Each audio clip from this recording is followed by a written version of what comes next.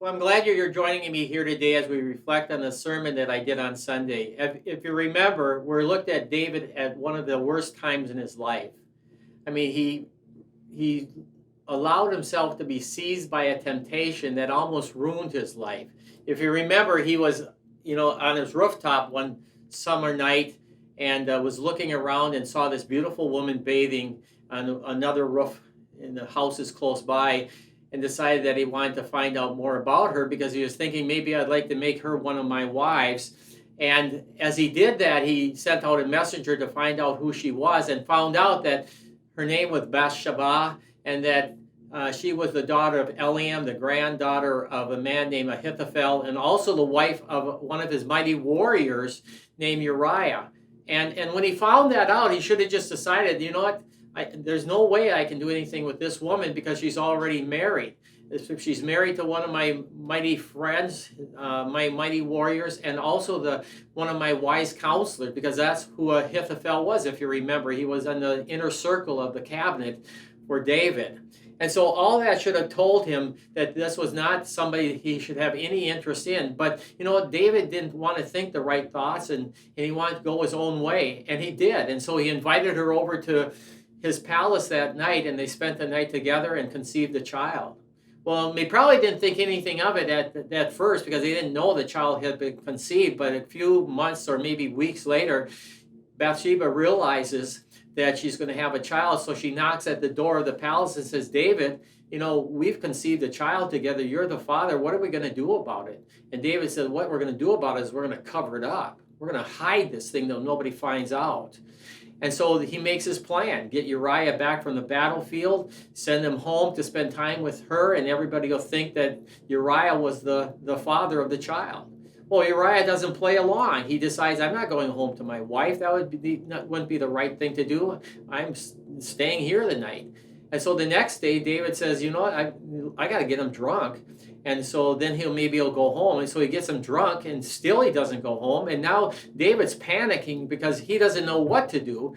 I mean, if Uriah doesn't play along, what can he do? And so now he's panicking, and he sends a letter to Joab and says, Joab, here's what I want you to do. I want you to send them up to the front lines. And when the fighting's at its most fierce, I want you to pull back and let Uriah die along with some of the other men in the battle. But I want Uriah to be killed in battle. Well, the chapter ends after all that with God saying to him, and here, remember that it's probably been some time before God made this assessment because God knows what's going on. And it appears to David that everything worked out. Uriah dies in battle. Nobody knows what's going on. He ends up marrying Bathsheba. The child that they conceived gets born. And David thinks, everything's fine. And then comes these words, but the thing David had done displeased the Lord.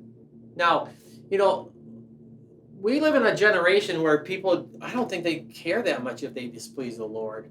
After all, everybody makes mistakes. Everybody fails from time to time. You can't expect people always do the right thing and please God. And so that's how a world thinks. And yet, for us as Christians, Paul gives us a way higher standard than that, because in Ephesians chapter 5, verse 10, he says, live as children of the light and look for ways to please the Lord.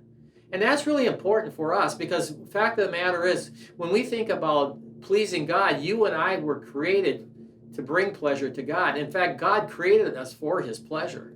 In fact, we find that to be the case in the book of Revelation. Revelation 4, I think it's verse 11, John is caught up into heaven. John, the gospel writer. He's caught up into heaven and he sees the throne room of God up there, and he sees all these heavenly beings and these angelic creatures. And we find out in that throne room there's a group of people or individuals or beings called the 24 elders.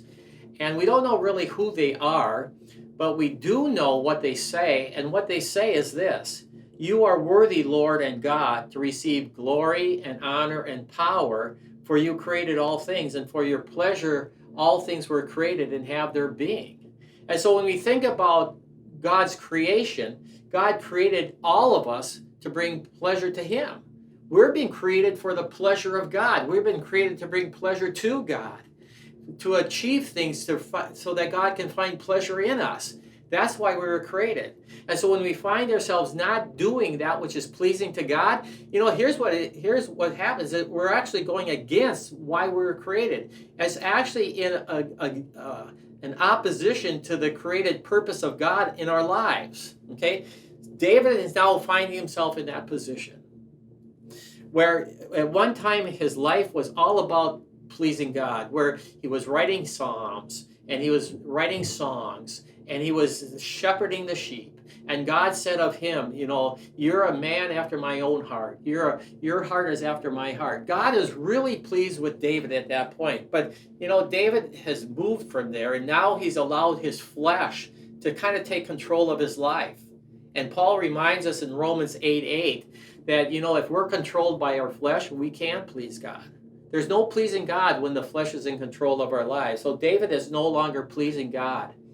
And I think that, I see that the greatest displeasure that he's now bringing to God is what happens after he gets word back from Joab about what happened out on the battlefield, that Uriah died. So that word comes back, and Joab tells him, Uriah's died in battle. And David sends word back to Joab. And he says to Joab, don't let this thing displease you. He says, for the sword devours one as well as the other. In other words, what he's saying is simply this. People who go to battle die in battle. Soldiers on the battlefield are going to die on the battlefield. If you take up the sword, you're going to die by the sword. And it just happens. So Joab, don't be concerned as a commander that somebody under your command died. That's what happens in battle. Uriah died, he died. So don't worry about it. This is how far David has gotten away from a life that's pleasing to God. And God looks at that, and God wants David to know, you know what, David? See, your lack of displeasure on Joab just increases my displeasure for what's going on, because I'm really displeased with what you're doing. In fact, the word displeasure, remember what I said it meant? It means to have your heart broken. So God's heart is being broken by David at this point. He just can't believe that David could be doing this.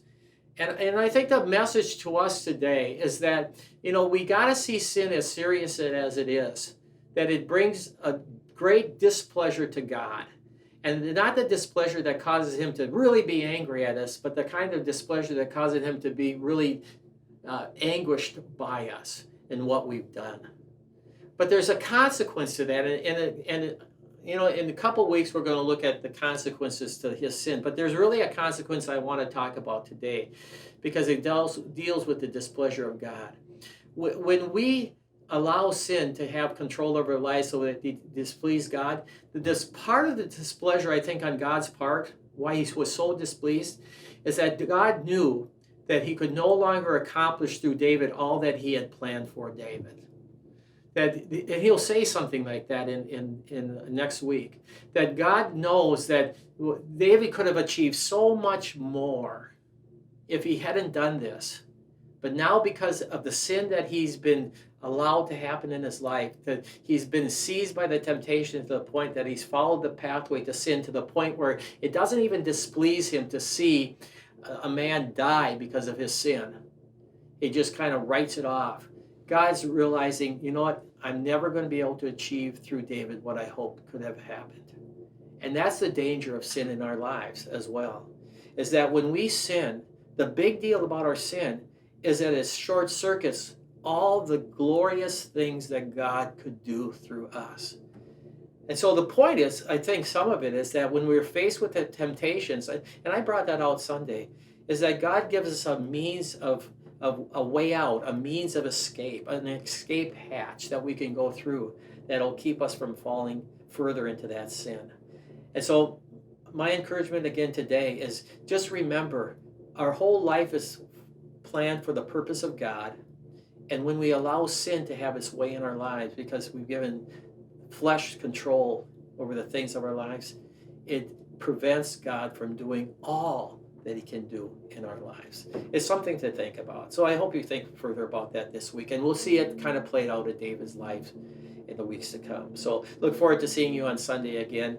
Have a great week. Think about these thoughts.